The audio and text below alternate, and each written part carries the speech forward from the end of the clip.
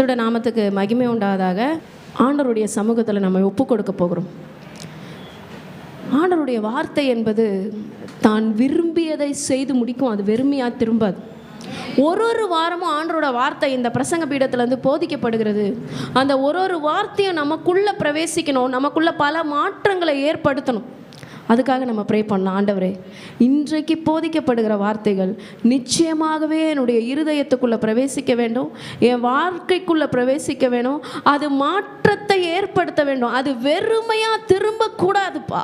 தான் விரும்பியதை செய்து முடிக்க வேண்டுமப்பா. என்னை உயிர்ப்பீங்க, என்னை கட்டுங்க, என்னை பலப்படுத்துங்க ஆண்டவரே. ஆண்டவரை பார்த்து நம்ம ஒவ்வொருத்தரும் ஜெபிக்கலாம். ஆண்டவரே, என்னை உயிர்ப்பீங்க, நான் பலனற்று வந்திருக்கிறேன், சோர்ந்து போய் வந்திருக்கிறேன், திடனற்று வந்திருக்கிறேன்ப்பா, ஏமாந்து வந்திருக்கிற ஆண்டவரே, என்ன பலப்படுத்துங்க, என்ன உயிர்ப்பீங்க, என்ன புதிய சிருஷ்டியா புதிய மனிதனாக வந்தவர்கள் வந்த வண்ணமாக செல்லக்கூடாது ஆண்டவரே. உம்முடைய பரிசுத்த ஆவியை பெற்றவர்களாக, உம்முடைய வசனத்தை மேற்கொண்டவர்களாக, உம்முடைய வசனத்தை ஏற்றுக்கொண்டவர்களாக இங்கிருந்து செல்ல வேண்டுமப்பா.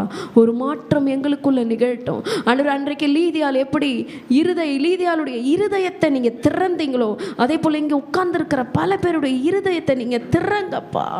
எல்லா மைண்ட் பிளாக்கேஜஸ் நீங்க எடுத்து போடுங்கப்பா. எல்லா மைண்ட் செட்டை பிரேக் பண்ணுங்க. இவ்வளவுதான் என்று அந்த ரேடிக்கல் மைண்ட், அந்த யோசனையை கொடுத்ததே ஆண்டவர் தாங்க. அந்த புத்திசாலித்தனத்தை கொடுத்ததே அவர் தான். ஆனால் அந்த புத்திசாலிதனம் அவருக்கே விரோதமாக நடக்குது. இல்லை, கர்த்தருடைய வார்த்தை அதனிலும் மேன்மையானது. கர்த்தருடைய வார்த்தை எல்லாவற்றிலும் மேன்மையானது. அவருடைய வார்த்தைக்கு செவி கொடுக்குறேன்ப்பா. நான் ஏற்றுக்கொள்ளுகிறேன், என்னை மாற்றி கொள்ளுகிறேன், என்னை உடைய கரங்களில் ஒப்பு கொடுக்குறேன். இயேசுவின் ரத்தம் ஜெயம், இயேசுவின் நாமத்தில் பிதாவே, ஆமென். இன்றைக்கு நம்ம ஒவ்வொருவரோட கூட நிச்சயமாக இந்த வசனம் பேசும் நான் விசுவாசிக்கிறேன். த ட்ரூத் அபவுட் சஃபரிங், பாடுகள் பற்றிய சத்தியத்தை பற்றி தான் இன்றைக்கி நம்ம கேட்க போகிறோம். ஏன் பாடுகள்? நிறைய பேருக்கு இந்த கொஸ்டின் இருக்குது. முக்கியமாக கிறிஸ்டியன்ஸுக்கு இந்த கொஸ்டின் இருக்குது. எனக்கு மாத்திரம் ஏன் இவ்வளோ கஷ்டம்? எனக்கு மாத்திரம் ஏன் இவ்வளோ போராட்டம்? எனக்கு மாத்திரம் ஏன் இவ்வளோ நெருக்கம்? அவங்களுக்கு இல்லையே, உலகத்தார் அவங்க ரொம்ப ஹாப்பியாக இருக்காங்களே, அவங்களுக்கு எல்லாமே இருக்கே, ஆனால் நான் மாத்திரம் ஏன் சிரமப்படுறேன்? இந்த கொஸ்டின்ஸ் உங்களுக்குள்ளே இருக்கா? இந்த கொஸ்டின்ஸ் இருக்கா? கை தூக்குங்க. நிச்சயமாக சொல்ல மாட்டேன், ஏன்னா எல்லாருக்குள்ளேயும் இருக்குது, எனக்குள்ளேயும் இருக்குது. why me Lord, why me? அதனுடைய சத்தியத்தை குறித்து தான் இன்னைக்கு கர்த்தர் நம்மோடு கூட பேச போகிறார். ஆமென். எப்பொழுதுமே என்னுடைய சர்மனுக்கு முன்னாடி எப்படி நம்ம கோட்ஸ் பார்ப்போமோ, அதாவது பொன்மொழிகள் பார்ப்போமோ, இந்த என்னுடைய சர்மனுக்கு முன்னாடியும் 3 பொன்மொழிகளை நம்ம பார்க்க போகிறோம். Okay, first, every trial of suffering is an opportunity to grow in the faith. இது செல்ஃப் எக்ஸ்பிளனேட்டரி இருந்தாலும் நான் உங்களுக்காக சொல்கிறேன். ஒரு ட்ரையல், ஒரு கஷ்டமும் இருக்கு இல்லையா, அது எதுக்காக அப்படின்னா உங்கள் விசுவாசத்தை வளர்த்து கொள்வதற்கான ஒரு வாய்ப்பை ஏற்படுத்துதான். அந்த பிரச்சனை முடிஞ்ச பிறகு பாருங்கள், நிச்சயமாக நீங்கள் விசுவாசத்தில் வளர்ந்துருப்பீங்க, நிச்சயமாக நீங்கள் ஆண்டவர்கிட்ட நெருங்கியிருப்பீங்க. அப்போ இந்த பிரச்சனை எதுக்கு வருது என்று சொல்லி நம்ம ஈகிள்ஸ் வியூவில் பார்க்கும்பொழுது, எப்பவுமே 2 வியூ இருக்குது. Chickens view, eagles view. என்ன view? Chickens view, eagles view. Chickens view பாருங்கள், கோழி எப்படி பார்க்கும்? வெறும் தரையை மாத்திரம்தான் பார்க்கும். தரையில் ஏதாவது அதுக்கு வார்ம்ஸ், ஏதாவது புழு அதுக்கு இருக்கா, இல்லை யாராவது அதுக்கு அரிசி எதனா போட்டிருக்காங்களா, ஏதாவது தீனி எதனா இருக்கா, இப்படி நிமிர்ந்து பார்க்கவே பார்க்காது. பார்த்துருக்கீங்களா கோழியை? நேச்சரை பாருங்கள். நேச்சர் நம்மளுக்கு நிறைய விஷயத்த சொல்லி கொடுக்கும். கோழி என்ன பண்ணாது, எப்பயுமே தலையை மேலே நோக்கி பார்க்கவே பார்க்காது. ஈகிளை பாருங்கள். ஈகிளை பார்த்துருக்கீங்களா? ஈகிளை, கழுகை பார்த்துருக்கீங்களா? அது இங்கெல்லாம் பார்க்காது. மேலே உயர உயர உயர உயர தான் பறந்து மேலே இருந்து பிரச்சனையை பார்க்கும். அப்போது கிட்ட இருந்து பார்க்குற போது பெருசாக தெரிகிற பிரச்சனை மேலேருந்து பார்க்கும்போது ஒன்றுமே தெரியாது, சும்மா ஒரு டாட் மாதிரி தான் தெரியும். அப்போ நம்மளுடைய வாழ்க்கையிலையும் நம்ம பிரச்சனைகளை பார்க்க வேண்டிய விதம் சிக்கன்ஸ் வியூ கிடையாது, ஈகிள்ஸ் வியூ. என்ன வியூ? ஈகிள்ஸ் வியூவிலேருந்து உங்கள் ப்ராப்ளமை பாருங்கள். இதான ப்ராப்ளமு? என் ஆண்டவர் இருக்கார், என் ஆண்டவர் இதை மேற்கொள்ள எனக்கு பலனை தருவார். ஸோ ஃபஸ்ட்டு பொன்மொழி என்ன சொல்லுது? Every trial of suffering is an opportunity to grow in the faith. Second பழமொழி பாருங்கள், பொன்மொழி, God never allows pain without a purpose. ஒரு பெயினை ஆண்டவர் நம்முடைய வாழ்க்கையில் அனுமதிக்கிறார் என்றால் அதற்கு பின்னாடி ஏதோ ஒரு பர்பஸ் இருக்கு. அவர் யாருங்கிறத நிரூபிக்கிறதுக்கு. யாரு அவர்? யாரு அவர்? எவ்வளவு வல்லமை உள்ளவர்ங்கிறத நிரூபிப்பதற்காக தான் அந்த பெயினை நமக்கு சில நேரத்தில் ஆண்டவர் என்ன செய்கிறார்? அலோவ் பண்ணுறார். இன்றைக்கி நம்ம எந்த வேத கதாபாத்திரத்தை குறித்து நம்ம பார்க்க போகிறதில்ல, வெறும் வசனங்களை குறித்து தான் நம்ம பார்க்க போகிறோம். யோபின் வாழ்க்கையில் நமக்கு தெரியும், he had a pain but the pain was with a purpose. அப்போ நம்ம வாழ்க்கையில் இந்த பெயின் வரும்போது நம்ம யோசிக்கணும், ஏதோ ஒரு காரியம் இருக்குது, ஏதோ ஒரு பர்பஸ் இருக்குது, ஏதோ ஒரு நோக்கம் இருக்குது. அதுக்காக தான் இந்த விஷயத்தை ஆண்டவர் எனக்கு என்ன செய்திருக்கிறார்? அனுமதித்து இருக்கிறார் என்று சிக்கன்ஸ் வியூவில் பார்க்காம எந்த வியூவில் பார்க்கணும்? ஈகிள்ஸ் வியூவில். பக்கத்தில் சொல்லுங்கள், சிக்கன் வியூவில் பார்க்காதீங்க பிரதர், ஈகிள்ஸ் வியூவில் பாருங்கள். என்ன வியூவில் பாருங்கள்? ஈகிள்ஸ் வியூவில் உங்கள் ப்ராப்ளமாக பாருங்கள். சிக்கன் வியூவில் பார்த்தது போதும். ஓகே, நெக்ஸ்ட்டு பாருங்கள், தேர்டு பொன்மொழி பாருங்கள். Remember that even in the midst of suffering. அதாவது உன்னுடைய பிரச்சனையின் மத்தியில் கூட நம்ம யோசிக்க வேண்டியது என்னன்னா, God's will is being done. ஆண்டவருடைய சித்தம் நிறைவேறிருக்கு. உன் சித்தம் இல்லை, உன் சுய சித்தம் இல்லை. யாருடைய சித்தம் நிறைவேறிருக்கு? பிரச்சனையின் மத்தியில் கூட ஆண்டவரோட சித்தம் நிறைவேறிச்சு. அப்போது அதை ஏற்றுக்கணும். உண்மையிலேயே ஒரு டிப்ரெஷனுக்கு பிறகு, ஒரு தோல்விக்கு பிறகு, ஒரு பிரச்சனைக்கு பிறகு அதிலிருந்து வெளியில் வர்றதுங்கிறது அவ்வளோ சாதாரணமான சமாச்சாரம் கிடையாது. ஒரே ஒரு தேவ மனிதனை குறித்து ஒரு 2 minutes உங்களுக்கு சொல்கிறேன். நீங்கள் வீட்டில் போய் அந்த தேவ மனிதரை குறித்து பல வீடியோஸ்லாம் இருக்குது. அவர் வேறு யாரும் இல்லை, சார்ல்ஸ் ஸ்பர்ஜன் என்று சொல்லப்படுகிற மிகப்பெரிய பிரசங்கியாளர். 1834 வருஷத்தில் அவர் பிறக்கிறாரு. அவருடைய வாழ்க்கையில் அந்த இயர் மட்டும் எனக்கு கொஞ்சம் டவுட்ஃபுல்லாக இருக்குது. 1800 அவர் பிறக்கிறார். அந்த செஞ்சுரியில் அவர் இருக்கார். சரிங்களா? விஷயம் நான் என்ன சொல்ல வருகிறேன் என்றால், கர்த்தர் அவரை 17ஆம் வயதிலேயே அவரை பிரசங்கியாளராக நிறுத்துறாரு. அவர் வாழ்க்கையில் ஒரு விஷயம் நடக்குது. எப்படின்னா, அவர் ஒரு சர்ச்சுக்கு போவாராம். ஆனால் அன்றைக்கி பயங்கரமான மழையாம், பயங்கரமான காத்தான். நம்ம ஊரில் வர மாதிரிலாம் அங்கே வராது, இன்னும் பயங்கரமான மழைலாம் வரும். டொர்னாடான்னு சொல்லுவாங்க. அப்படியே சுழல் காற்று வீடையே சுழட்டிலாம் எடுத்துகிட்டுலாம் போயிடும். அந்த மாதிரியான ஒரு சூழ்நிலையில் அவர் ஆலயத்துக்கு கிளம்பி போகிறாரு. அவர் போக வேண்டிய ஆலயத்துக்கு அவரால் போக முடியல, ஏன்னா அவ்வளோ பெரிய காற்று, அவ்வளோ பெரிய மழை. அதுக்கிடையில் அவர் என்ன செய்கிறாருன்னா, பக்கத்தில் ஏதோ ஒரு சர்ச்சுக்கு நம்ம போயிடலான்னு சொல்லிட்டு அங்கே சர்ச்சுக்கு போகிறார். அங்கே சர்ச்சுக்கு போனால் அங்கே வர வேண்டிய பிரசங்கியாளர் வரல. ஓகே, அங்கே பிரசங்கியாளர் வரல. யாரோ ஒரு சிம்பிளாக அந்த சர்ச்சில் ஒரு அங்கிள் பேசிக்கிட்டு இருக்காரு. அவர் பேசுகிறாரு. பேசும்போது இவருடைய முகத்தில் ஒரே குழப்பம். பரிசுத்த ஆவியானவர் அவருக்கு தெரியப்படுத்துகிறார். இந்த மகனுக்குள்ளே இருக்கிற குழப்பங்களை அவர் பரிசுத்த ஆவினால் அவர் உணர்த்தப்படும் பொழுது அவர் பேசுகிறார். அன்னைக்கு பார்த்தீங்கன்னா அவர் சிம்பிள் ப்ரீச்சர் தான். அந்த ஆலயத்தில் ஒரு சிம்பிளான ஒரு அங்கிள் தான் அன்றைக்கி ப்ரீச் பண்ணுறார். பட் அவர் ப்ரீச் பண்ண அந்த வேர்டு அன்னைக்கு சார்ல்ஸ் ஸ்பர்ஜனோட வாழ்க்கையை மாற்றி போச்சு. அவருக்கு உள்ளே இருந்த குழப்பங்களெல்லாம் மாறி அதற்கு பிறகு தான் அவர் ஒரு பிரசங்கியாளராக மாறுறார். அன்னைக்கு அந்த சின்ன ஆலயத்தில் அவர் போக வேண்டும்ங்கிறது ஆண்டவருடைய பர்பஸாக இருந்தது. ஏதோ ஒரு பெரிய ஆலயத்தில் பின்னாடி போய் உட்காரல, ஒரு 10 பேரோட கூடையில் தான் அவர் போய் உட்கார்றாரு. அவருடைய வாழ்க்கையை என்ன பண்ணுறாரு? ஆண்டவர் வார்த்தையின் மூலமாக மாற்றுறார். அதற்கு பிறகு 19வது வயசில் ஒரு பெரிய பேப்டிஸ்ட் சர்ச்சினுடைய போதகராக, ப்ரீச்சராக அவர் நிர்ணயிக்கப்படுகிறார். அதற்கு பிறகு அவருடைய வாழ்க்கையே பயங்கரமான ஒரு ஊழியக்காரனாக அவர் மாறுகிறார்.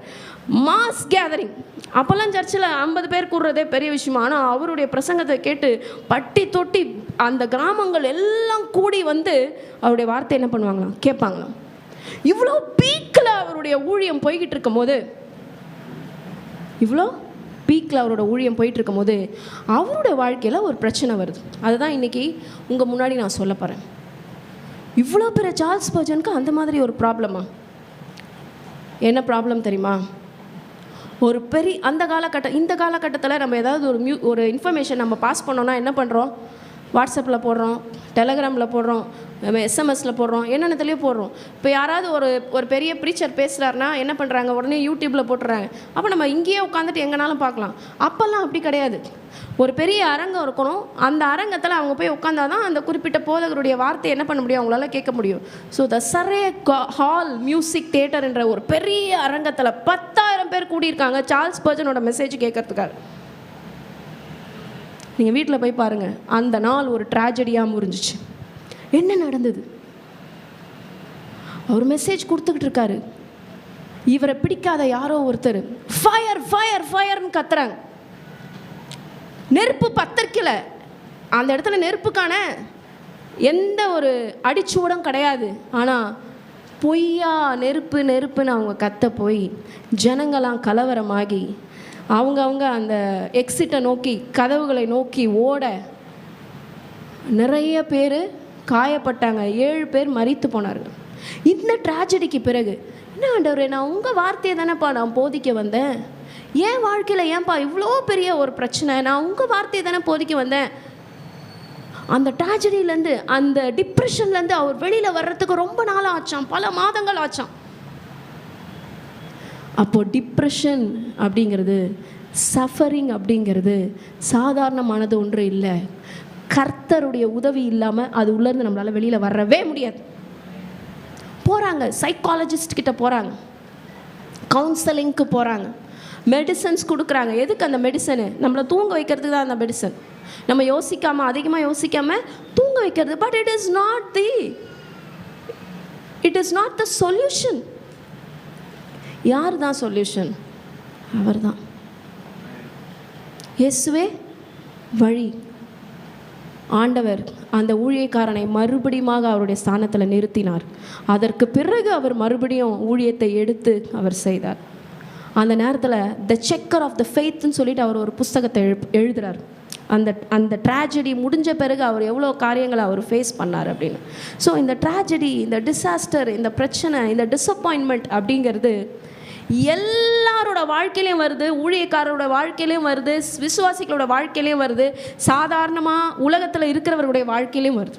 பட் அந்த சஃபரிங்கை நம்ம எப்படி மேற்கொள்ள போகிறோம், அதை தான் இன்றைக்கி நம்ம செய்தியில் கேட்க போகிறோம். இந்த சஃபரிங் குறித்ததான சத்தியத்தை தான் இன்றைக்கி நம்ம கேட்க போகிறோம். ஸோ உங்களோட செவிகளை, உங்களோட காதுகளை ஷார்ப் பண்ணுங்கள்.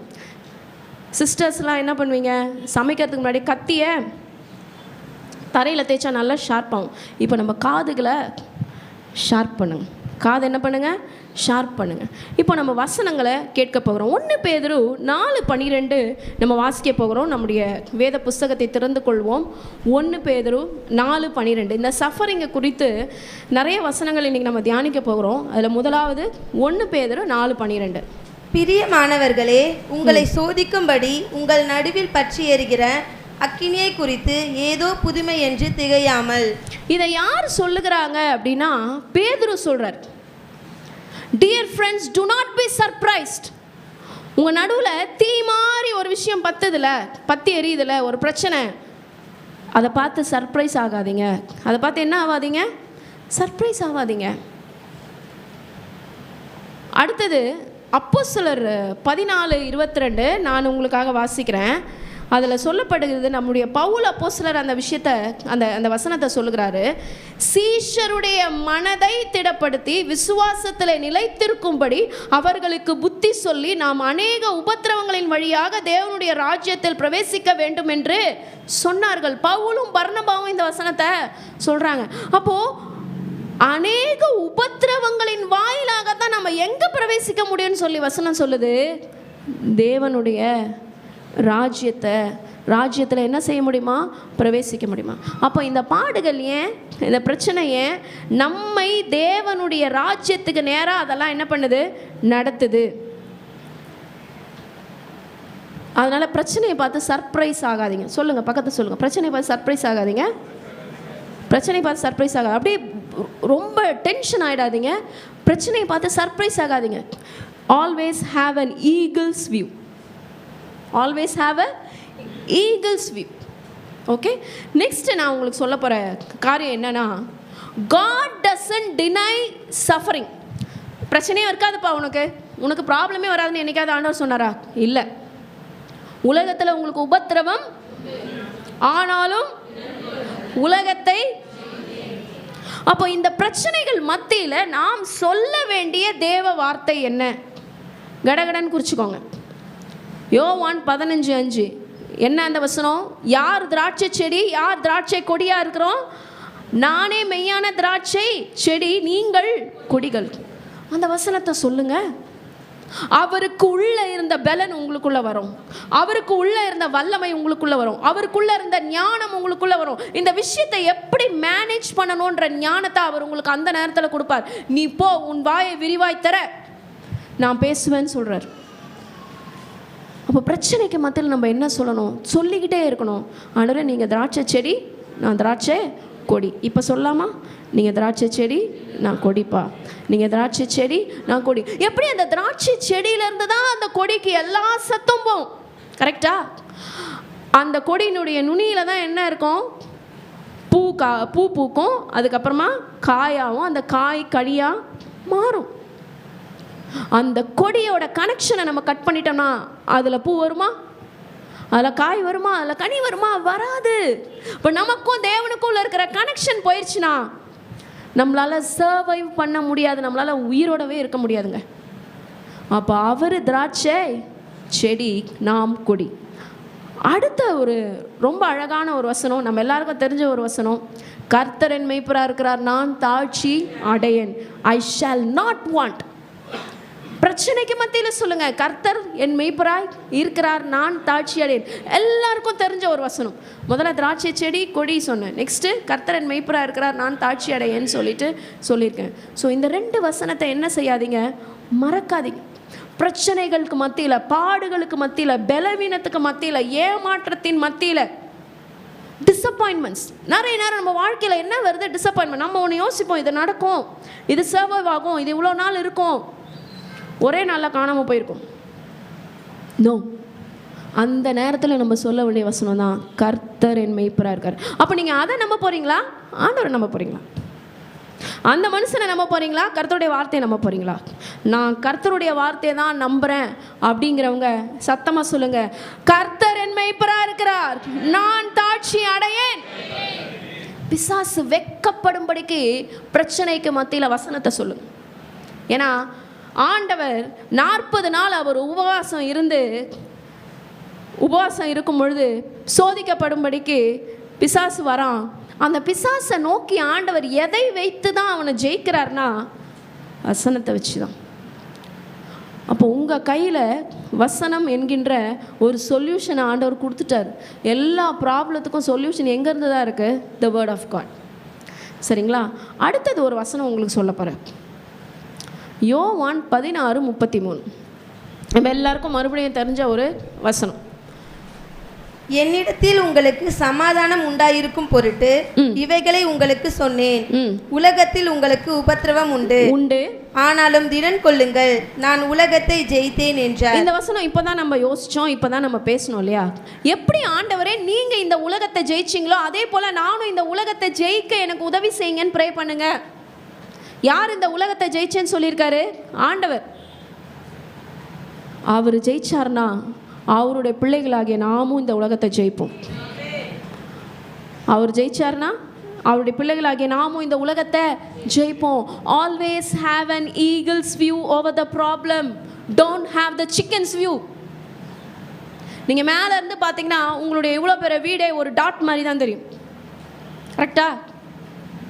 இவ்வளோ பெரிய சென்னை பட்டணமே மேலேருந்து பார்க்கும்போது ஒரு டாட் மாதிரி தான் தெரியும். அதே மாதிரி தான் உங்கள் ப்ராப்ளத்துக்கு உள்ளே இருந்து உட்காந்து பார்த்தோம்னா உங்கள் ப்ராப்ளம் பெருசாக தெரியும். ஆனால் ப்ராப்ளத்துக்கு மேலே போய் நின்று பாருங்கள், அப்போ தான் உங்களுக்கு சொல்யூஷன்ஸே தெரியும். இதையே நம்மளுக்கு இப்போ தோணலை. கர்த்தர் உங்களுடைய கண்களை திறப்பார். ஆமேன். இப்போ அடுத்த காரியத்தை நோக்கி நகர போகிறோம். The power of God's word. ஏன் பிரச்சனைக்கு மத்தியில் ஆண்டோடைய வார்த்தையை சொல்லணும் அப்படின்னா, ஏசியா எழுதுறாரு 55:11 கர்த்தருடைய வார்த்தையின் வல்லமையை குறித்து அவர் சொல்லுகிறார். அப்படியே வாயிலிருந்து புறப்படும் வசனமும் இருக்கு, அது வெறுமையாய் என்னிடத்திற்கு திரும்பாமல் அது நான் விரும்புகிறதை செய்து நான் அதை அனுப்பின காரியமாகும்படி வாய்க்கும். வசனம் வெறுமையா திரும்பாதுங்க. நீங்க ட்ரை பண்ணி பாருங்க. வசனத்தை ட்ரை பண்ணி பாருங்க. தான் விரும்பியதை செய்து முடிச்சுட்டு தான் திரும்ப வசனம். உங்களோட சஃபரிங்ஸ்க்கு நடுவில் கூட கர்த்தரோட இந்த 3 வார்த்தையை சொல்லுங்கள். முதல்ல நான் என்ன சொல்ல சொன்னேன்? திராட்சை செடி நம்ம கொடின்ற வசனம். நெக்ஸ்ட்டு கர்த்தரின் மெய்ப்பராக இருக்கிறார், நான் தாழ்ச்சி அடையேன். அவர் வந்து இந்த உலகத்தை ஜெயிச்சது போல் நானும் இந்த உலகத்தை ஜெயிப்பேன்னு சொல்லிட்டு ப்ரே பண்ணுங்க, ப்ரொக்ளைம் பண்ணுங்க. இந்த நீங்கள் பார்க்குறீங்களே இந்த வானம், நீங்கள் பார்க்குறீங்களே இந்த பூமி, நீங்கள் பார்க்குறீங்களே செடிகள், நீங்கள் சாப்பிட்றீங்களே மீன், நீங்கள் பார்க்குறீங்களே எல்லா அனிமல்ஸு, ஏன் எல்லாமே எல்லாமே அவர் எதன் மூலமாக தான் படைத்தார்? வார்த்தை. So the word has power, God's word has power. So அந்த பவரை நம்ம என்ன பண்ணணும்? யூஸ் பண்ணணும். இப்போது முதலாவது குறுந்தலைப்புக்கு நேராக நம்ம கடந்து போக போகிறோம். Okay, suffering does good things in us. சரி, இதெல்லாம் எனக்கு புரியுது, இதெல்லாம் எனக்கு வசனம்லாம் எனக்கு ஏற்கனவே தெரியும். நான் சின்ன பிள்ளையிலேருந்து இந்த வசனத்தெல்லாம் சண்டே ஸ்கூலில் கேட்டேன், எனக்கு மனப்பாடமாக தெரியும். ஆனாலும் ஏன் சஃபரிங் வருது, ஆனாலும் ஏன் பிரச்சனை வருது அப்படின்னு நம்ம கேட்கும்பொழுது உங்களுக்கு ஒரு குறுந்தலைப்பு சொல்லுது, suffering does good things in as.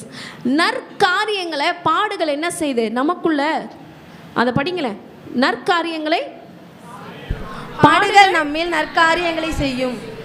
பாடுகள் நம்மில் நற்காரியங்களை. அப்படி என்ன நற்காரியங்களை நமக்குள்ள செய்யும்? ஒரு மனுஷன் தன்னை ஜெயிச்சிட்டானாலாம் போதும், எதில் இருக்கிற எந்த காரியத்தையும் அவனால் ஜெயிக்க முடியும். முதல்ல நம்ம யாரை ஜெயிக்கணும்? நம்மளை ஜெயிக்கணும். நம்மளனா நம்மளோட மைண்டு, நம்மளனா நம்மளோட. ஒரு மனுஷன் எதை ஃபஸ்ட்டு ஜெயிக்கணும்ப்பா? Mind. Idle mind is devil's work ஷாப்னு சொல்லிட்டு ஒரு பொன்மொழி சொல்லுது. ஐடல் மைண்ட்னா ஒன்றுமே செய்யாத ஒரு மைண்டு, ஒன்றுத்தையுமே யோசிக்காத ஒரு மைண்டு. யாரோட ஒர்க் ஷாப்பான்? சாத்தானோட ஒர்க் ஷாப்பான். அப்போ அந்த ஐடலாக மைண்டை நம்ம விடக்கூடாது. அந்த மைண்டில் எதை போடணும்னா கர்த்தருடைய வார்த்தையை உள்ளே போடணும். கர்த்தருடைய வார்த்தையை யோசித்துக்கிட்டே இருக்கணும், கர்த்தருடைய வார்த்தையை பேசிக்கிட்டே இருக்கணும். அந்த வெற்றிடத்தை ரொப்புற வரைக்கும் ஆண்டோட வார்த்தையை போட்டுகிட்டே இருக்கும். அப்படி என்ன நற்காரியங்களை நமக்குள்ளே இந்த பாடுகள் கொண்டு வரும் பார்க்கலாமா? வசனம் சொல்லுகிறது, ஏசாயா எழுதின தீர்க்கதரிசன புஸ்தகம் 57:15. இந்த பாடுகள் நமக்குள்ள என்ன மாற்றத்தை கொண்டு வரும்? வாசிங்கம்மா. நித்தியவாசியும் பரிசுத்தர் என்கிற நாமமும் உள்ளவருமாகிய மகத்துவமும் உன்னதமுமானவர் சொல்லுகிறார், உன்னதத்திலும் பரிசுத்த ஸ்தலத்திலும் வாசம் பண்ணுகிற நான் பணிந்தவர்களின் ஆவியை உயிர்ப்பிக்கிறதற்கும் நொறுங்கினவர்களின் இருதயத்தை உயிர்ப்பிக்கிறதற்கும் நொறுகுண்டு பணிந்த ஆவியுள்ளவர்களிடத்திலும் வாசம் பண்ணுகிறேன். பாடுகள் வழியாக நம்ம போகும்போது, நம்ம சிறுமைப்படும் பொழுது, நம்ம அவமானப்படும் பொழுது யார் நம்ம கூட வந்து நிற்கிறாங்கன்னு சொல்லி இந்த வசனம் சொல்லுதுன்னா, நொறுக்கி நிற்கிற நேரத்தில் பணிந்தவர்களின் ஆவியை யார் உயிர்ப்பிக்க போகிறார்? கர்த்தர். நொறுங்கினவர்களின் இருதயத்தை யார் உயிர்ப்பிக்க போகிறார்? கர்த்தர். நொறுங்குண்டு பணிந்த ஆவி உள்ளவர்களிடத்துல வாசம் பண்ணுவேன்னு சொல்லி ஆண்டவர் சொல்றார். அந்த லாஸ்ட் 3 லைன் பாருங்க. நொறுங்குண்டு பணிந்த. நம்ம இந்த சஃபரிங் வழியாக போகும்போது நம்ம ரொம்ப ஸ்ட்ராங்காக அப்படி ஒரு தைரியமாலாம் இருக்க மாட்டோம். வெளியில் அப்படி தெரியுமோ, ஆனால் உள்ளுக்குள்ளே எப்படி போயிருப்போம்னா க்ரஷ்டாக இருப்போம், அப்படி நொறுங்கி போயிருப்போம். அந்த நொறுங்கி போயிருக்கிற அந்த நேரத்தில் யார் நம்ம கூட வந்து நிற்பேன்னு சொல்கிறாருன்னா, ஆண்டவர் வந்து நிற்கிறேன்னு சொல்கிறார். அப்போ நம்ம ஸ்ட்ராங்காக, நம்ம வீக்கா?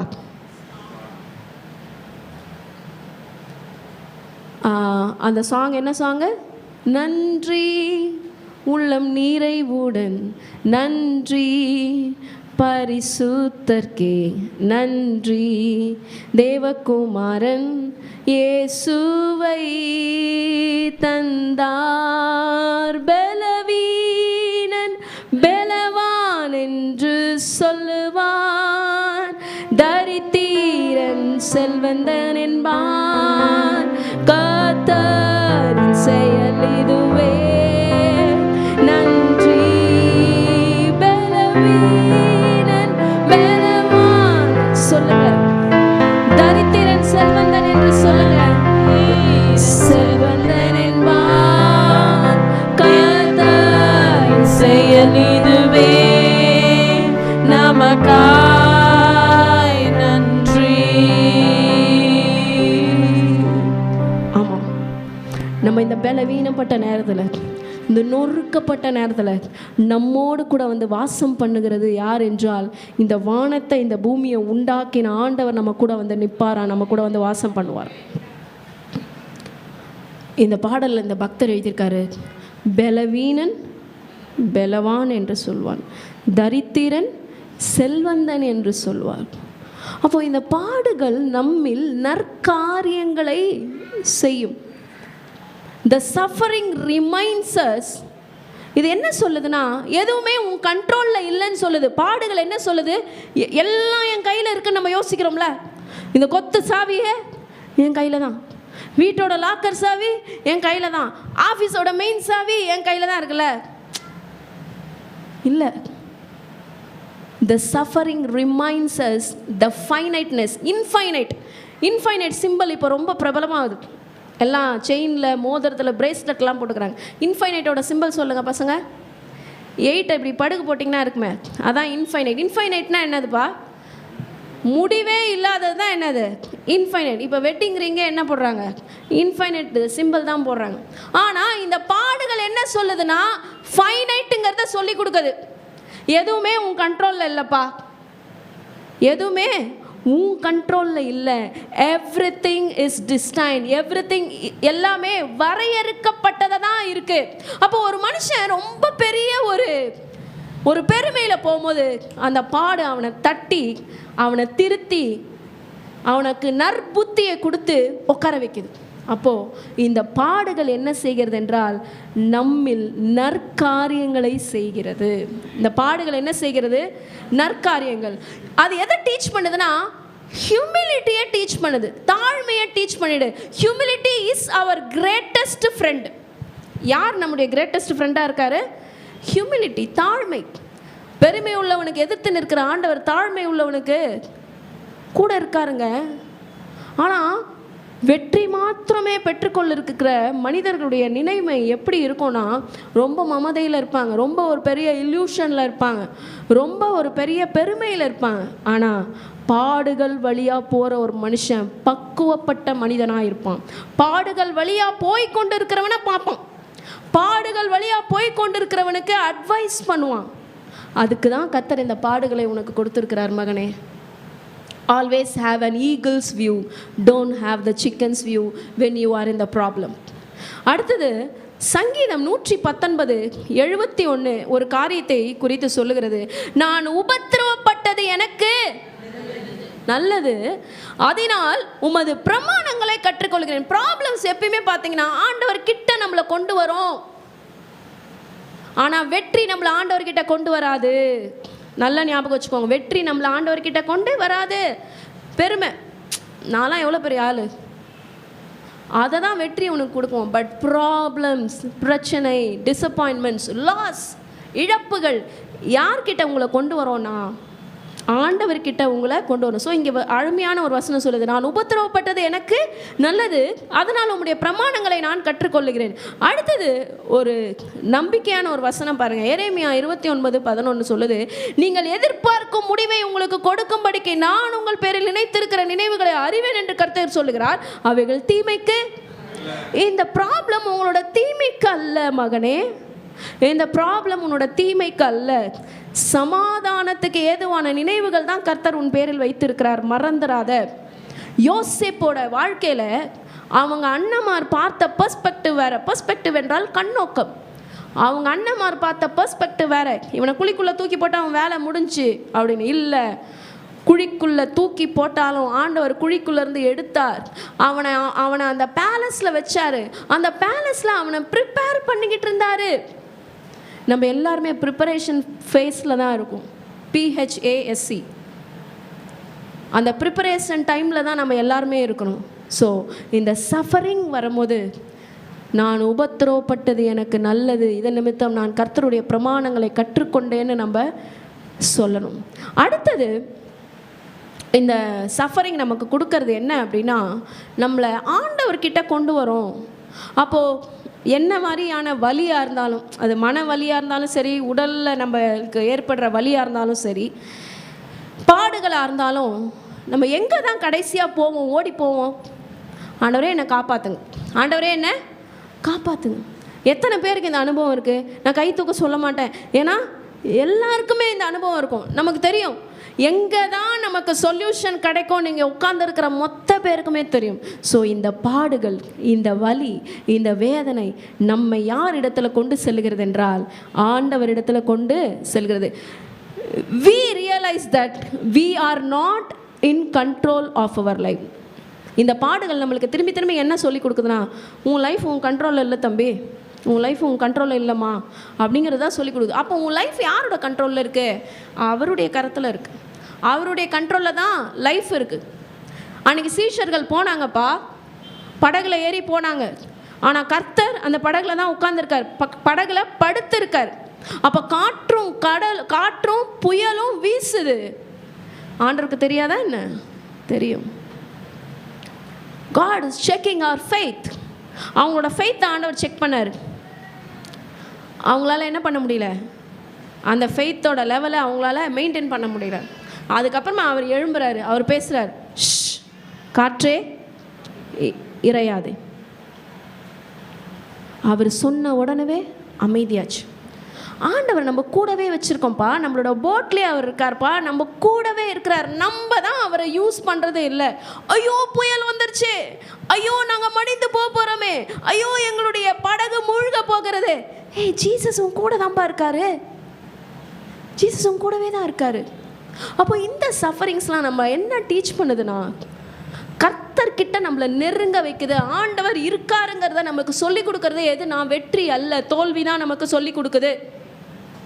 இப்போ ஒரு வசனத்தை வாசிக்க போகிறோம். யாக்கோபு 4ஆம் அதிகாரம் 14ஆம் வசனம். நாளைக்கு நடப்பது உங்களுக்கு தெரியாது. யாருக்காவது தெரியுமா? மேத்யூ, உனக்கு தெரியுமா? உங்களுக்கு தெரியுமாம்மா நாளைக்கு என்ன நடப்பது தெரியுமாம்மா? யாருக்காவது தெரியுமா? நாளைக்கு நடப்பது உங்களுக்கு தெரியாதே, உங்கள் ஜீவன் எப்படிப்பட்டது? கொஞ்ச காலத்துக்கு தோன்றி பின்பு தோன்றாமற் போகிற புகையை போல இருக்கிறது. மிஸ்ட் நீங்கள் பார்த்துருக்கீங்களா? மிஸ்ட் அதாவது நம்ம காலையில், இப்போ அந்த அளவுக்கு காலையில் நம்ம யாருமே எழுந்துக்கிறது இல்லை, கரெக்டாக? நம்ம காலையில் எழும்பும் போது அப்படியே ஒரு ஒயிட் கலரில் ஒரு ஒரு லைட்டாக ஒரு புகை மூட்டை மாதிரி இருக்கும் பாருங்கள், அதுதான் மிஸ்ட்டுன்னு சொல்லி சொல்லுவோம். அதுதான் மிஸ்ட்டு. இப்போ நம்ம சென்னையில் அந்த மாதிரி ஒரு இது தோன்றதில்லை, ஏன்னா சென்னை ரொம்ப ஹாட்டாக இருக்குது. இல்லை ரொம்ப ஒரு ஏர் கண்டிஷன் ரூமில் இருக்கும் பொழுது கண்ணாடி அந்த ரூமில் இருந்துச்சுன்னு வச்சுக்கோங்களேன், நம்ம ஃபேஸ் பார்க்குற கண்ணாடி பார்த்திங்கன்னா ஒரு ஒயிட் கலரில் ஒரு லேயர் மேலே இருக்கும். நம்ம முகத்தை அதில் பார்த்தோம்னா தெரியாது, அதை தொடச்சிட்டு பார்த்தோம்னா தான் நம்மளுக்கு அது தெரியும். அதுதான் மிஸ்ட். அப்போ நாளைக்கு நமக்கு தெரியாது எப்படி இருக்கும்னு சொல்லிடாது. உங்கள் ஜீவன் எப்படிப்பட்டது தெரியாது. கொஞ்ச காலத்துக்கு பின்பு தோன்றாமற் போகிற புகையை போல தான் நம்மளோட வாழ்க்கை இருக்குது. இது வந்து அன்சர்டனிட்டியாக இருக்குது. சர்டனிட்டினா நமக்கு தெரியும், அன்சர்டனிட்டினா நிலையே இல்லைப்பா. நம்ம வாழ்க்கை எப்படி இருக்குது? நிலை இல்லாத வாழ்க்கையாக தான் இருக்குது. அப்போ நம்ம என்ன செய்யணும்னா, we need to cling on to God. we need to cling on to God. உடும்பு பார்த்துருக்கீங்களா? நம்ம பார்த்துருக்க மாட்டோம், பெரியவங்க பார்த்துருப்பாங்க. நம்மலாம் எதில் தான் பார்த்துருக்கோம்? பிக்சர்ஸில் தான் பார்த்துருக்கோம். அந்த உடும்பு என்ன பண்ணும்? ரொம்ப உறுதியாக அந்த சர்ஃபேஸை பிடிச்சிக்கும். அதுக்கு தான் சொல்லுவாங்க உடும்பு புடின்னு சொல்லிட்டு சொல்லுவாங்க. அப்போ அந்த அளவுக்கு உறுதியாக நாம் யாரை பிடித்து கொள்ள வேண்டும் என்றால் கர்த்தரை பிடித்து கொள்ள வேண்டும். அப்போ இந்த பிரச்சனை வரும்போது நம்ம தூரமாக போகக்கூடாது, இன்னும் கிட்ட நெருங்கும் பொழுது தான் படகுல இருந்த ஆண்டவர் எப்படி எழும்பி நின்று அந்த காற்றை பார்த்து இறையாதன்னு சொன்னாரோ, நம்ம கூட இருக்கிற ஆண்டவர் நம்ம பிரச்சனையை பார்த்து பேசுவாருங்க. அவர் உங்கள் பக்கத்திலே தான் இருக்கார், அவர் உங்கள் கூடவே தான் இருக்கார். So suffering allows us to see God is enough. கர்த்தர் மாத்திரம் போதும் என் வாழ்க்கையில் அப்படிங்கிறத நம்மளுடைய கண்ணை திறக்க வைக்கிறதே எப்போ அப்படின்னா இந்த பிரச்சனைகள், இந்த பாடுகள் தான் நமக்கு. So it allows us to see that we have something worth. இதை விட ஒரு பெரிய ஸ்லாக்கியம், இதை விட ஒரு பெரிய விஷயம், ஒரு பெரிய நன்மை என் ஆண்டவர் என் கூட இருக்காரு அப்படிங்கிறத நமக்கு புரிய வைக்கிறது தான் இந்த சஃபரிங். 1 பேதுரு 5:7 சொல்லுது, casting all your care upon him. அதுக்கப்புறமா மத்தேயு 11:28 சொல்லுது, நமக்கு எல்லாருக்கும் தெரிஞ்ச ஒரு வசனம், வருத்தப்பட்டு பாரம் சுமக்கிறவர்கள் நீங்கள் எல்லாரும் இடத்துல வாருங்கள், நான் உங்களுக்கு இளைப்பாறுதல் தருவேன். நீங்கள் எங்கே தான் போகணும்? அவர் உங்களை விசாரிக்கிறவர் ஆனபடினால் உங்கள் கவலைகளை எல்லாம் அவர் மீது வைங்கன்னு சொல்றாரு. நீங்க தான் தூக்கிட்டு நிக்கிறீங்கப்பா. இந்த டம்ளர் எடுத்து கொடுங்கப்பா. ஒரு கான்செப்ட் ஒன்று இருக்குது சைக்காலஜியில், அ கிளாஸ் ஆஃப் வாட்டர். இது வெயிட்டா? குடத்தை விட இது வெயிட்டா? நம்ம குடத்தே தூக்கிடுவோம். நம்ம 20 லிட்டர்ஸ் கேனோட இது வெயிட்டா? இல்லைல்ல. ஒரு 10 நிமிஷம் இப்படியே இதை தூக்கிட்டு நில்லுங்க பார்ப்போம். ஜஸ்ட் 10 மினிட்ஸ் இதை தூக்குங்களேன், உங்களால் தூக்க முடியாது. இது மாதிரி தான் ஒரு மனுஷனுடைய மனசில், ஒரு மனுஷனுடைய சிந்தையில் பாரங்கள் நம்மை அழுத்தி கொண்டு இருக்கிறது. இந்த சின்ன கிளாஸையே நம்மளால் தூக்க முடியாது. இது ஒரு 250 கிராம்ஸ் இருக்கலாம், இல்லை ஒரு 300 கிராம்ஸ் இருக்கலாம், அவ்வளோதான் இருக்கும் இதோட வெயிட்டு. இதையே நம்மளால் தூக்க முடியலையே. நம்ம ஏன் பாரத்தை நம்மளே சுமந்துட்டு இருக்க வேணும்? அவர் தான் சொல்லிட்டார்ல, வருத்தப்பட்டு பாரம் சுமக்கிறவங்க என்கிட்ட வாங்க, நான் உங்களுக்கு இளைப்பாறுதல் தரேன்னு சொல்கிறார். நம்ம விசுவாசிக்கிறது இல்லை, நம்ம அவரை நம்புறது இல்லை. அவர் உங்களை விசாரிக்கிறவர் ஆனபடியால் உங்கள் கவலைகளை எல்லாம் அவர் மேலே வைத்து, ஒரே நிமிஷம், நீங்கள் எந்த விஷயத்தை பற்றி ரொம்ப கவலைப்படுறீங்களோ, இப்போ ஒரு சென்சிட்டிவாக ஒரு ப்ரேயர் பண்ணி அந்த கவலையை இறக்கி வைங்க பார்ப்போம். ப்ரே பண்ணுங்க. கர்த்தரோட வார்த்தை புறப்பட்டு வருது, அதுக்கு கீழ்ப்படியலாம். எந்த விஷயம் உங்கள் கூட பேசிக்கிட்டே இருக்குது, உங்கள் காதில் சொல்லிக்கிட்டே இருக்குது, இறக்கி கீழே வச்சிருங்க, அவர் பார்த்துக்குவார். Just do it, just do it. Come unto me, I will give you rest. I will give you the rest. Yes, amen. ஆண்டவரே, நீங்கள் சொன்னபடியே நாங்கள் செஞ்சிட்டோம்ப்பா, எங்களை நீங்கள் பாதுகாத்துக்கொள்ளுங்க. அடுத்த காரியத்துக்கு நேராக நம்ம போகலாம். Suffering is a good reminder that world is not our home. அப்போ எதுதான் நம்மளோட ஹோம்? இட்டர்னல். சஃபரிங், இந்த பாடுகள் நமக்கு எதை சொல்லுதுன்னா இட்டர்னிட்டியை சொல்லித்தருது. நான் நிறைய யோசிப்பேன். நிறைய சாதனையாளர்களை பார்க்கும்போது எனக்கு இந்த யோசனை வரும், இவங்களாம் இவ்வளோ சாதனை படைச்சிருக்காங்க, ஆனால் அவங்க இன்னும் என்ன பண்ணல? ரட்சிக்கப்படலை. ஆனால் நான் ரட்சிக்கப்பட்டுட்டேன். அந்த சாதனையாளர்கள்லாம் இன்னும் என்ன பண்ணலை? ரட்சிக்கப்படலை. அவங்க என்ன சாதித்தாலும், அவங்களுக்கு எவ்வளோ பேர், புகழ், பணம், செல்வாக்கு எல்லாம் வந்தாலும் நித்தியத்துக்கு நேராக இன்னும் அவர்கள் நடத்தப்படவில்லை. ஆனால் நான், எனக்கென்று ஒரு நம்பிக்கை நிச்சயம் இருக்கிறது, நமக்கென்று ஒரு நம்பிக்கை நிச்சயம் இருக்கிறது. இன்றைக்கு மடிந்து போனா என் ஆண்டவர் கூட நான் இருப்பேன்னு சொல்ற நம்பிக்கை நிச்சயம் நமக்கு இருக்கிறது. So the sufferings teach us the eternal life. நித்திய வாழ்க்கையை நமக்கு சொல்லிக் கொடுக்குது. இந்த உலகம் நமக்கு சதம் அல்ல, இது எல்லாமே டெம்பரரி. சுக்கத்துக்கு நம்ம கூடாரம் போடுறோம், கரெக்டாக? அந்த கூடாரம் எவ்வளோ நாள் போடுறோம்?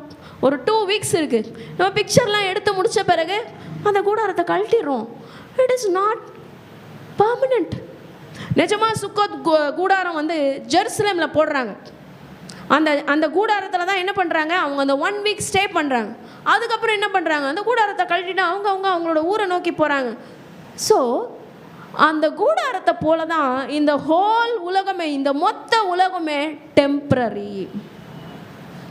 நம்ம பேரில் நம்மளோட வீடு இருக்கலாம், நம்மளோட சொத்து இருக்கலாம், இன்னும் வேறு என்னென்னாமோ நம்ம பேரில் இருக்கலாம். ஆனால் எதுவுமே என்ன கிடையாது? நிரந்தரம் அல்ல. ஒன்றே ஒன்று தான் நிரந்தரம், அவர் தான் நிரந்தரம். அப்போ இந்த பாடுகள் நமக்கு திரும்பி திரும்பி என்ன சொல்லுதுன்னா, இந்த உலகத்தில் நீ படுறியம்மா இந்த பாடு, இது நிரந்தரம் இல்லைம்மா, இதற்கு மேலே ஒரு வாழ்க்கை உனக்கு இருக்கிறது, நித்தியமாக நீ ஆண்டவர் கூட வாழ போகிற. பிள்ளைங்க FGVBSல நடிச்சு காமிச்சாங்க. லாசரு, ஐஸ்வர்யவான் கதை என்னாச்சு? ஐஸ்வர்யவான் இந்த உலகத்தில் ரொம்ப ஹாப்பியாக இருந்தார், ரொம்ப லாவிஷாக, ரொம்ப ஆடம்பரமாக எல்லா செலவுகள் செய்து சாப்பிட்டுட்டு இருந்தார். ஆனால் நடந்தது என்ன? மரித்து போகிறாங்க. இவனோ ஆபிரகாமுடைய மடியில் இருக்கிறான், இவனோ நரக ஆக்கினைக்கு நரகத்தில் தவிச்சுக்கிட்டு இருக்கான். அவனுடைய கையில் இருந்து ஒரு சொட்டு தண்ணி வராதான்னு சொல்லிட்டு எதிர்பார்க்குறான் ஐஸ்வர்யவான். இதான் நிலைமை. அப்போ பாடுகள் நமக்கு என்ன டீச் பண்ணுது? பாசிட்டிவாக பார்ப்போம், பாசிட்டிவாக பார்ப்போம். இது இன்னும் எவ்வளோ நாள் இருக்க போகுதுப்பா? கொஞ்ச நாள். நான் எப்பயுமே யார் கூட தான்ப்பா இருக்க போகிறேன்? நித்தியமாக யார் கூட தான் நம்ம இருக்க போகிறோம்? அவர் கூட தான் இருக்க போகிறோம் அப்படிங்கிற ஒரு பாசிட்டிவ்னஸை தான் நமக்கு பாடுகள் நமக்கு டீச் பண்ணுது. அப்போ இனிமேல் அந்த அப்ரோச்சில் நம்ம பாடுகளை பார்க்கலாமா? பாசிட்டிவாக பார்க்கலாமா? இந்த உலகம், இந்த பாடு எனக்கு நிரந்தரம் கிடையாது. யார் தான் எனக்கு நிரந்தரம்? என் ஆண்டவர் தான் எனக்கு நிரந்தரம். இந்த பலவீனம் எனக்கு நிரந்தரமா? இல்லை. இந்த சரீரத்தை ஆண்டவர் மறுரூபமாக்க போகிறார். அந்த நேரத்தை நமக்கு பசிக்காதுங்க. அங்கு பசி இல்லை, தாகம் இல்லை, பிரச்சனை இல்லை, போராட்டம் இல்லை, கண்ணீர் இல்லை, சந்தோஷம் சந்தோஷம் சந்தோஷம் ஒண்டி தான். அந்த இட்டர்னலுக்கு நேராக, அந்த நித்திய வாழ்க்கைக்கு நேராக ஆண்டவர் இப்போ நம்மளை ப்ரிப்பேர் பண்ணிக்கிட்டு இருக்காரு. எது நித்திய ஜீவன்? யோவானில் சொல்லுகிறது, மெய்யான தேவனாகிய உம்மையும் நீர் அனுப்பினவராகிய இயேசு கிறிஸ்துவையும் அறிவதே நித்திய ஜீவன். நித்திய ஜீவன் எதுப்பா டெஃபினிஷன்? மெய்யான தேவனாகிய உம்மையும் நீர் அனுப்பினவராகிய இயேசு கிறிஸ்துவையும் அறிவதே நித்திய ஜீவன். ஆண்டவர் அறிஞ்சிட்டீங்கல்ல, நீங்கள் நித்திய ஜீவனுக்கு நேரம் ஆண்டவர் உங்களை நடத்திக்கிட்டு இருக்கார். மறந்துடாதீங்க. அவர் நம்மளை மீட் பண்ண வராரோ இல்லை நம்ம அவரை மீட் பண்ண போகிறோமோ, வாட் எவர் இட் மேபி, அவர் கூட தான் நம்ம இருக்க போகிறோம். எது முன்னாடி வரோம் நமக்கு தெரியல, ஆனால் ப்ரிப்பேர்டாக இருக்கும்.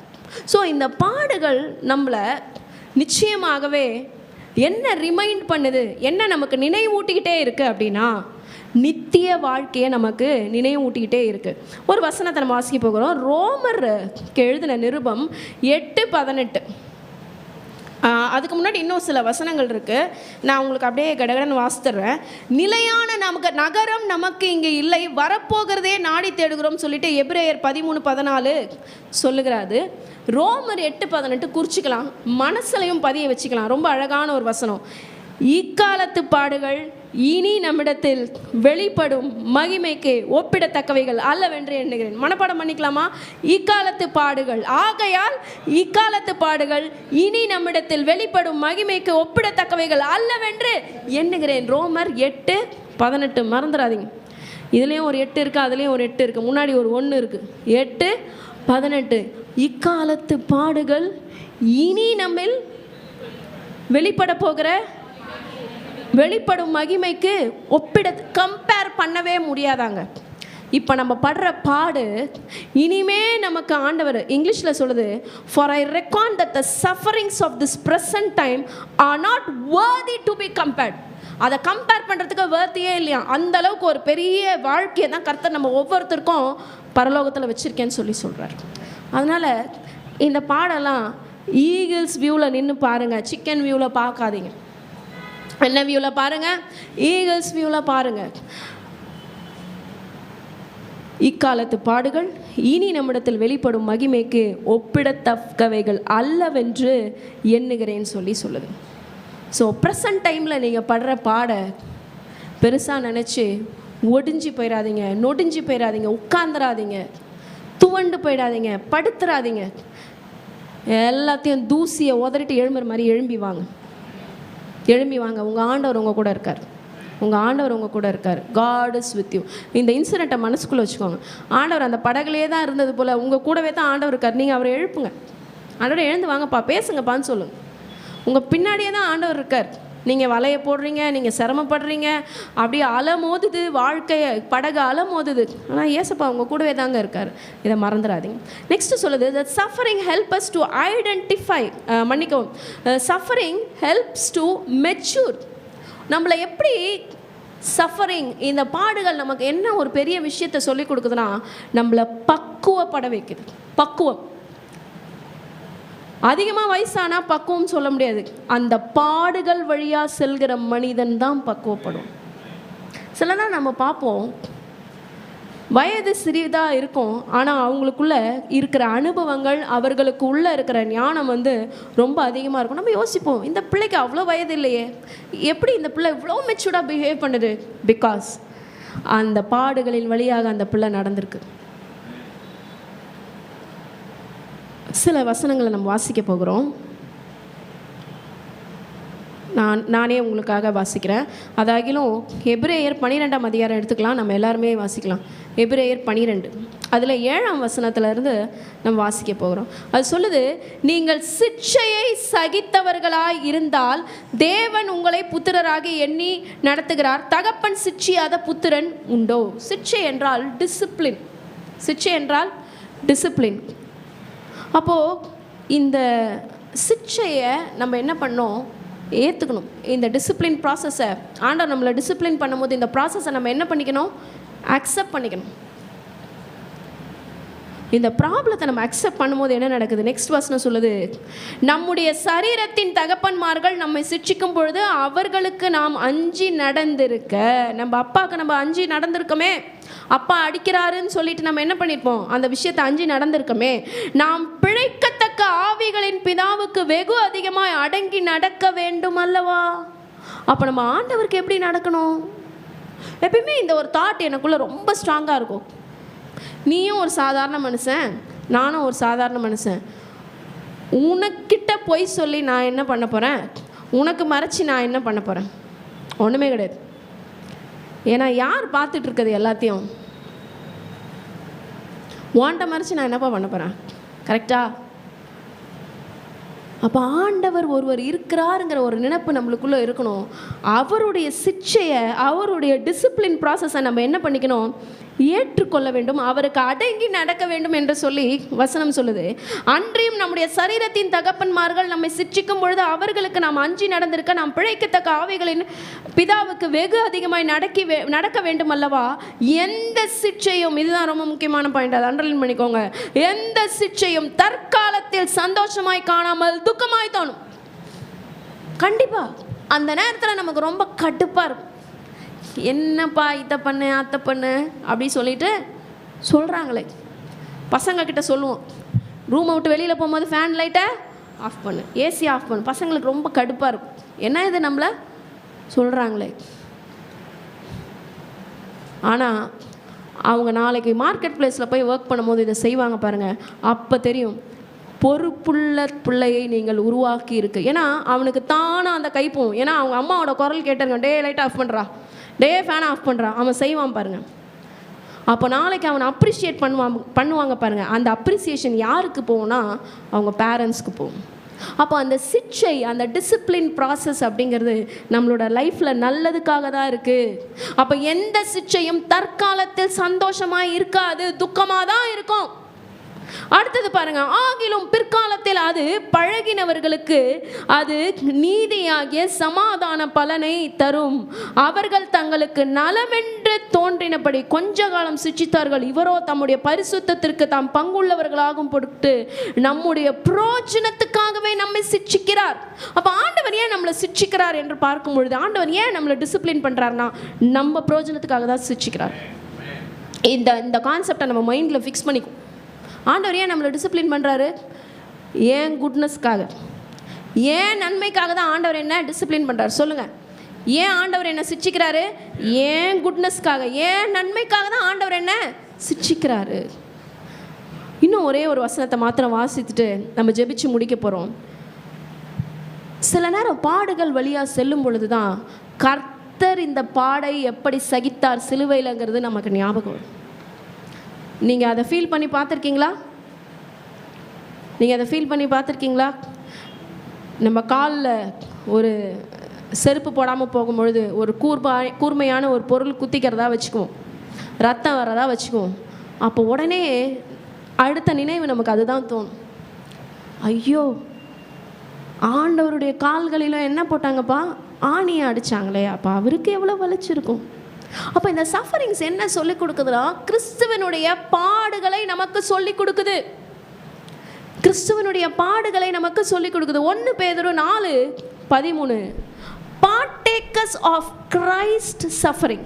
1 பேதுரு 4:13 எடுத்து வாசிங்கம்மா. கிறிஸ்துவின் மகிமை வெளிப்படும் போது நீங்கள் களி கூர்ந்து மகிழும்படியாக அவருடைய பாடுகளுக்கு நீங்கள் பங்காளிகள் ஆனதால் சந்தோஷப்படுங்கள். அவருடைய பாடுகளுக்கு நீங்க யாரா மாறுறீங்க? பங்காளிகளா மாறுறீங்க. உங்களுக்கு ஸ்டொமக் பெயின் வரும்பொழுது தான் உண்மையிலே ஸ்டொமக் பெயின் வர்ற ஆட்களை பற்றி நமக்கு தோணும். அப்போ இந்த வலி இன்னொரு மனிதர்களுடைய நினைவுகளை நமக்கு கொண்டு வரும். சே, அவங்களும் இப்படி தானே சிரமப்பட்டிருப்பாங்க. ஒரு தலைவலி வரும்பொழுது தான் யோசிப்போம், நமக்கு எவ்வளோ வலிக்குது, இந்த வேதனை நம்மளால் தாங்க முடியல, அப்போ அவங்களுக்கும் இந்த மாதிரி தானே பெயின் வந்திருக்கும் அப்படின்னு சொல்லி ஃபைனலாக ஒரு விஷயம் நமக்கு ஞாபகம் வரும். அவர் சிலுவையில் பட்ட வலியை விடவா என் வலி பெருசு? இல்லையே. அவர் சிலுவையில் பட்ட அவமானத்தை விடவா ஏன் அவமானம் பெருசு? இல்லையே. நம்ம யோசிப்போம், இவங்க எப்படி என்னை பார்த்து இந்த மாதிரி பேசலாம், என் கிளாஸ் டீச்சர் என்னை எப்படி இப்படி பேசலாம், என் ஹெச்எம் எப்படி இப்படி பேசலாம், என் பாஸ் எப்படி என்னை பார்த்து இப்படி பேசலாம், நான் எவ்வளோ படித்தவன், நான் எவ்வளோ ஸ்டேட்டஸில் இருக்கேன்.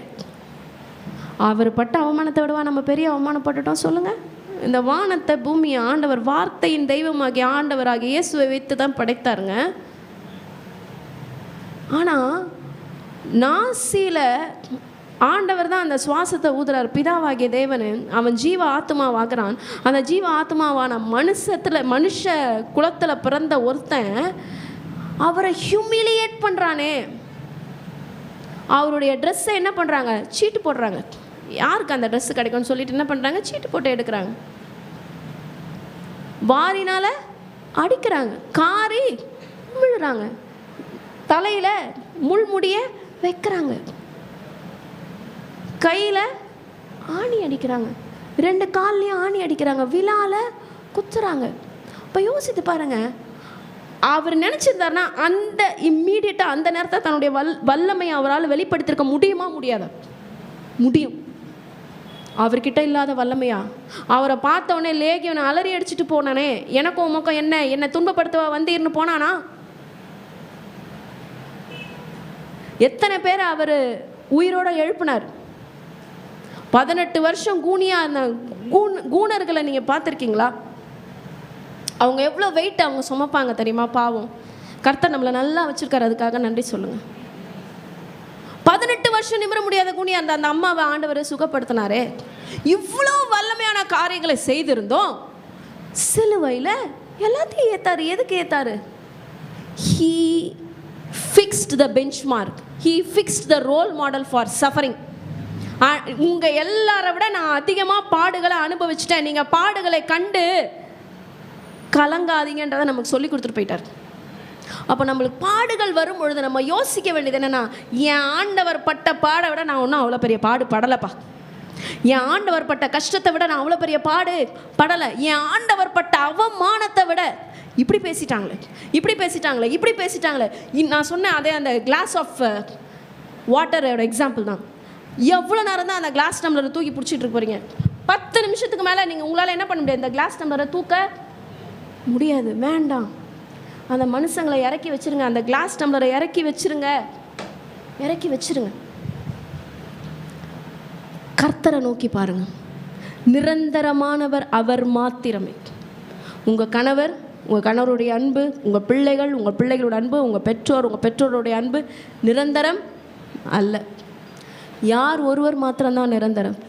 அவர் ஒருவர் மாத்திரம்தான் நிரந்தரம். ஸோ நான் எல்லாத்தையும் சம்மப் பண்ணுறேன், நான் எல்லாத்தையும் உங்களுக்கு மறுபடியும் சொல்கிறேன். இந்த பாடுகள் நிச்சயமாக நமக்கு சொல்லி கொடுக்குற காரியங்கள் என்னென்னா, நற்காரியங்களை நமக்கு சொல்லுது. ஆண்டவர் கிட்ட நம்மளை நெருங்க வைக்குது. இந்த உலகம் நமக்கு சதமல்ல, நித்திய வாழ்க்கை இருக்கிறதுங்கிறத நமக்கு நினைப்பூட்டுது. அடுத்தது நம்மை பக்குவப்படுத்துகிறது. இந்த பாடுகள் தான் ஒரு மனுஷனை பக்குவப்படுத்துது. அடுத்தது நம்முடைய கிரைஸ்டோட, நம்முடைய இயேசு கிறிஸ்துவனுடைய அந்த வசனத்தை, அந்த பாடுகளை நம்ம ஐடென்டிஃபை பண்ண முடியுது. நமக்கு ஒரு கஷ்டம் வரும்போது தான், வலி வரும்போது தான், ஆண்டவராகிய இயேசு கிறிஸ்துவும் இந்த வலியை தானே அனுபவிச்சிருப்பாருன்னு சொல்லிட்டு நமக்கு தோணும். ஸோ இந்த பாடுகளை ஆண்டவருடைய பலன்லே நம்ம மேற்கொள்ளலாம். கர்த்தர் என் மெய்ப்பராக இருக்கிறார், நான் தாழ்ச்சி அடையேன். அப்படியே கர்த்தருடைய சமூகத்தில் நம்மை ஒப்பு கொடுத்து நம்ம எழும்பி நின்று இந்த சென்சிட்டிவான ப்ரேயரை நம்ம பண்ணலாம். This suffering has a purpose in my life. இந்த பாடுகள் என் வாழ்க்கையில் ஏதோ ஒரு நோக்கத்தை வைத்திருக்கிறது. கனவு காண்கிற அந்த யோசேப்புக்கு அவர் டீனேஜில் அந்த கனவு காண்றாரு. ஆனால் அது எப்போ பழிச்சுதுன்னா அவருடைய 40 வயதுகளுக்கு மேலே தான் அந்த கனவு பழிச்சுது. ஸோ அந்த தரிசனம் நிறைவேறுகிற காலம் நேரம் ஒன்று வர வரைக்கும் அந்த பாடுகளின் வழியாக அவர் போனார். So every trial is a opportunity towards the faith. ஃபெய்த்தை மட்டும் நம்ம விட்டுற வேணாம் தேவச்சனமே. கர்த்தரை விட்டு தூரம் போயிட்டீங்கன்னா எப்படி? இந்த பிரச்சனைகள், இந்த பாடுகள் நேரத்தில் கர்த்தரை உறுதியாக பற்றி கொள்ளலாம்.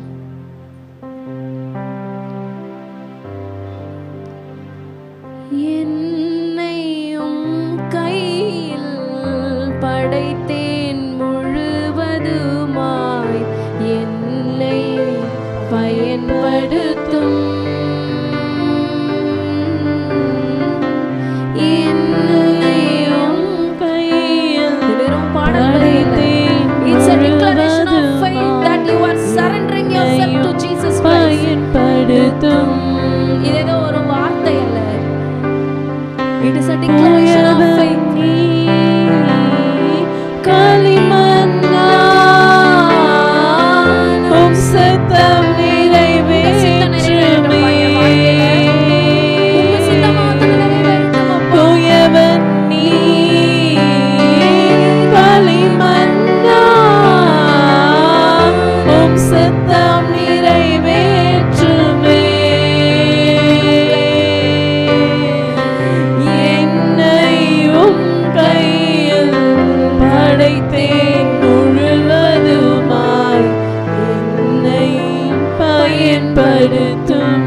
என்னையும் கையில் அப்பா, என்னையும் கையில் படைத்தேன் முழுவதுமாய், என்னையும் பயன்படுத்தும்.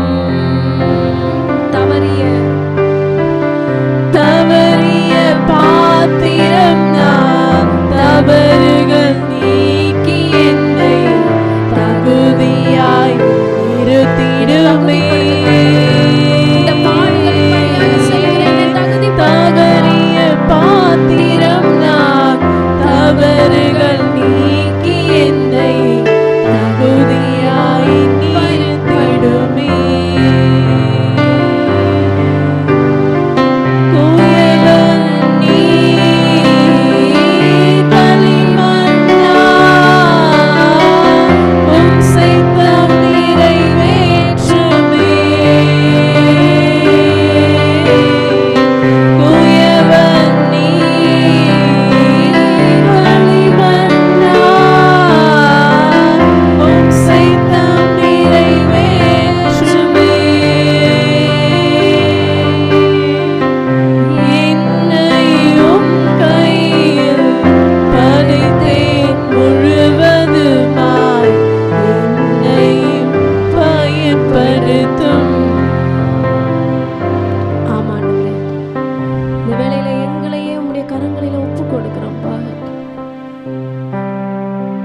இவ்வளோ நேரம் நம்ம கேட்டது தான் லோகோஸ், அதாவது தேவனுடைய வார்த்தை.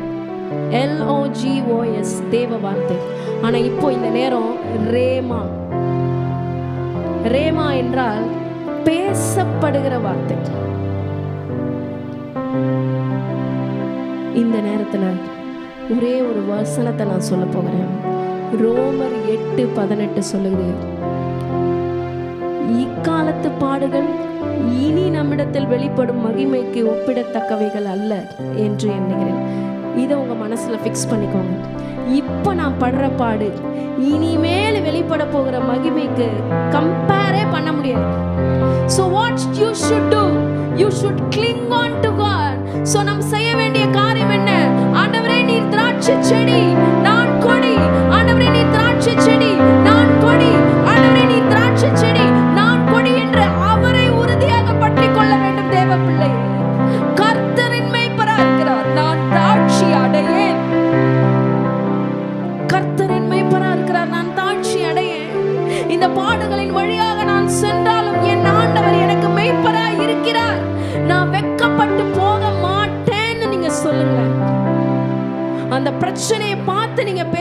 நான் தாட்சி அடையேன். I shall not want. The Lord is my shepherd. என் ஆண்டவர் இந்த உலகத்தை ஜெயித்தது போல என் ஆண்டவர் சிலுவையில மரித்தார்தான். மரித்தேன், ஆனாலும் சதா காலங்களும் உயிரோடு இருக்கும்படிக்கு எழுந்தேன் என்று சொன்னாரே. இதோ உலகத்துல உங்களுக்கு உபத்திரம் உண்டு, ஆனாலும் திடன் கொள்ளுங்கள், உலகத்தை நான் ஜெயித்தேன் என்று சொன்னாரே. மகனே மகளே, அதே போல நீ இந்த உலகத்தை ஜெயிப்ப. Don't give up your faith. Don't give up your faith. Don't give up your faith. Don't give up your faith. உன் விசுவாசத்தை மாற்ற விட்டுறாத. உன் விசுவாசத்தை மாற்ற விட்டாத. உன் விசுவாசத்துக்கு தான் சேலஞ்ச். உனக்கு வேற எந்த சேலஞ்சும் இந்த உலகத்துல கிடையாது. உன் சேலஞ்சே உன் விசுவாசத்துக்கு தான். விசுவாசத்தை மாத்திரம் உறுதியா பிடிச்சுக்கிட்டீங்கன்னா போதும். மீதி எல்லாவற்றையும் கர்த்தர் உனக்கு பலத்தை கொடுத்து, ஞானத்தை கொடுத்து, வல்லமை கொடுத்து உன்னை ஜெயிக்க வைப்பார். நீ தோற்க பிறந்தவன் அல்ல, நீ ஜெயிக்க பிறந்தவன். நீ ஜெயிக்க பிறந்தவன். You are an overcomer. You will overcome this suffering. You will overcome this pain. You will overcome this loss. Say amen, church. Say amen. You will overcome the pain. You will overcome the loss.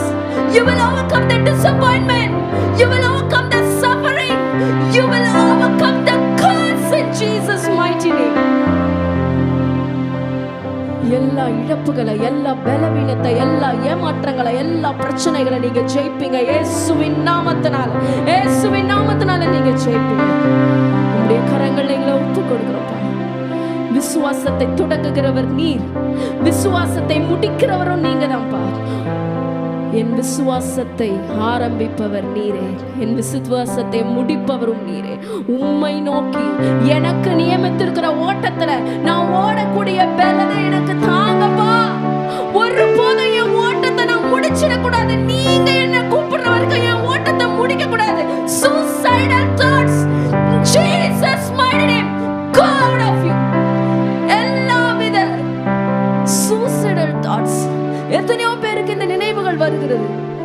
உன் ஓட்டத்தை நீ முடிக்க முடியாது, கர்த்தர் தான் முடிக்கணும் மகளே. உன் ஓட்டத்தை நீ முடிக்க முடியாது, கர்த்தர் தான் முடிக்கணும் மகளே. அந்த நாள் வரும், மனவாட்டியேன்னு அவர் கூப்பிடுவார். அப்ப போங்க. அது வரைக்கும் உனக்கு நியமித்திருக்கிற ஓட்டத்தை நீ ஓடித்தான் ஆக வேண்டும். கர்த்தர் உனக்கு அந்த பலனை கொடுப்பார், ஞானத்தை கொடுப்பார், வல்லமையை கொடுப்பார், பராக்கிரமத்தை கொடுப்பார். எல்லாவற்றையும் அவர் கொடுத்து உன்னை ஆசீர்வதிப்பார். Lord, we surrender our lives in your hands, Lord. என்னை நீங்க நடத்துங்கப்பா. இயேசுவின் ரத்தம் ஜெயம், இயேசுவின் நாமத்தில் பிதாவே. ஆமென், ஆமென், ஆமென். May the good God bless you. கடைசி ஆசீர்வாதத்துக்கு நேராக கைகளை விரித்துக் கொள்ளும்.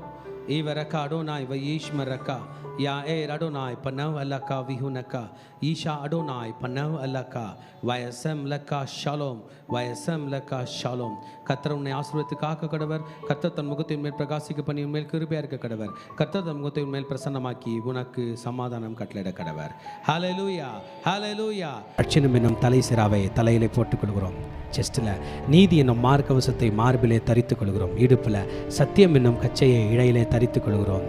காலில் சமாதானத்தின் சுவிசேஷத்திற்கு ஆயத்தம் என்னும் பாதரட்சியை கால்களிலே தொடுத்துக் கொள்கிறோம். ரைட் ஹேண்ட் ஆவியின் பட்டயமாகிய வேதவசனத்தை கையில் எடுத்துக் கொள்கிறோம். லெஃப்ட் ஹேண்ட் விசுவாசம் என்னும் கேடயத்தை கையில் எடுத்துக்கொண்டு பொல்லாங்கான நெய்யும் அக்கினி ஆஸ்தாரங்களை அவித்து போடுகிறோம். சொல்லுமா, இயேசுவின் இரத்த கொட்டைகளை நானும் என் குடும்பத்தாரும் என் சபையாரும் என் நண்பர்களும் என் பிள்ளைகளும் சந்தோஷத்தோடு ஆரோக்கியத்தோடு பாதுகாப்போடு நோய் நொடி இல்லாமல் கடன் இல்லாமல் வாழ்வோம். சாத்தானின் கோட்டைகளை தகர்த்து அநேக கோடி ஆத்துமாக்களை இயேசுக்கென்று சொந்தமாக்குவோம். நாங்கள் எங்கள் பிள்ளைகளின் பிள்ளைகளையும் இஸ்ரவேலுக்கு உண்டாகும் சமாதானத்தையும் காண்போம். இயேசுவின் இரத்தம் ஜெயம். இயேசுவின் நாமத்தில் பிதாவே, ஆமென். God bless you. Bless the Lord, oh my soul.